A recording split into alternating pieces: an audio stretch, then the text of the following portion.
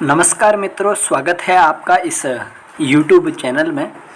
मित्रों, आज मैं आप सभी के लिए 2021 में असिस्टेंट प्रोफेसर की जो भर्ती है उसमें क्या परिवर्तन हुए हैं उनके बारे में सूचना देने के लिए उपस्थित हुआ हूं।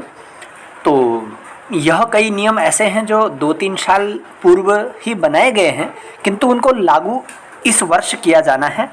तो वो जो असिस्टेंट प्रोफेसर की जो भर्तियां आई हैं, असिस्टेंट प्रोफेसर के जो भी नए नियम हैं वो पूरे भारत के वो लागू होने वाले हैं। तो वो क्या क्या नियम हैं उनको मैं आज आप सभी के सामने बताऊंगा।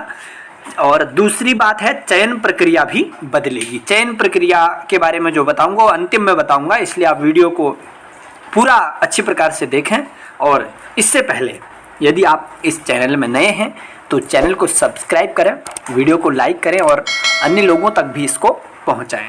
तो आइए वो क्या बदलाव हैं उसको हम देखते हैं।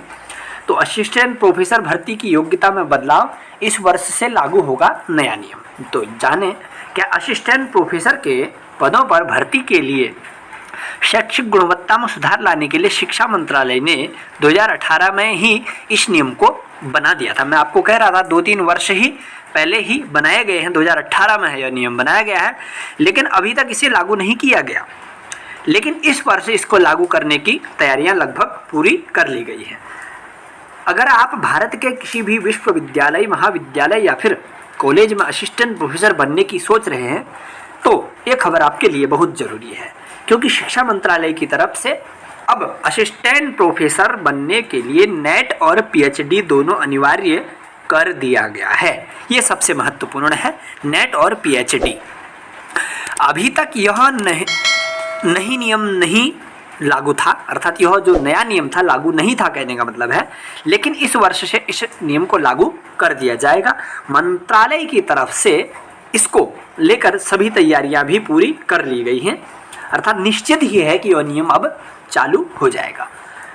2018 में ही बन गया था यह नियम। जानिए क्या है। असिस्टेंट प्रोफेसर के पदों पर भर्ती के लिए शैक्षिक गुणवत्ता में सुधार लाने के लिए शिक्षा मंत्रालय ने 2018 में इस नियम को बना दिया था, लेकिन अभी तक इसे लागू नहीं किया गया था। लेकिन इस वर्ष इसको लागू करने की तैयारियां लगभग अभी पूरी कर ली गई हैं।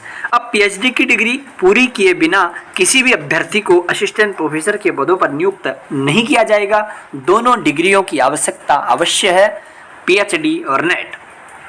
इससे पहले था यह नियम क्या था, अभी तक जो अभ्यर्थी पीएचडी कर लेता था उसे नेट पास करना जरूरी नहीं था।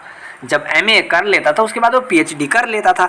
वहीं जो अभ्यर्थी नेट पास कर लेते थे वे बिना पीएचडी के भी सहायक प्रोफेसर ही बन जाते, अर्थात पीएचडी और नेट दोनों में से एक की आवश्यकता थी कहने का मतलब है। लेकिन अब पीएचडी और यूजीसी नेट दोनों को अनिवार्य कर दिया गया, अर्थात यूजीसी नेट के द्वारा जो नेट और जेआरएफ दोनों होता है उसमें से यदि आप नेट भी कर लेते हैं तो वो भी पीएचडी के समान है, पीएचडी के साथ वो भी लगेगा।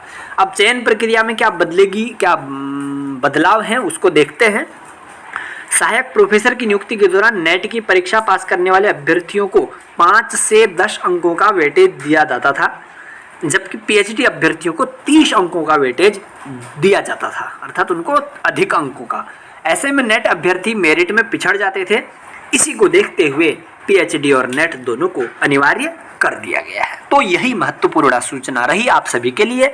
तो इसी तरह नवीन सूचना को लेकर के सूचना प्राप्त करने के लिए इस चैनल से बने रहें, चैनल को सब्सक्राइब करें। तो अगले वीडियो में आप सभी से मिलता हूँ। धन्यवाद, नमस्कार।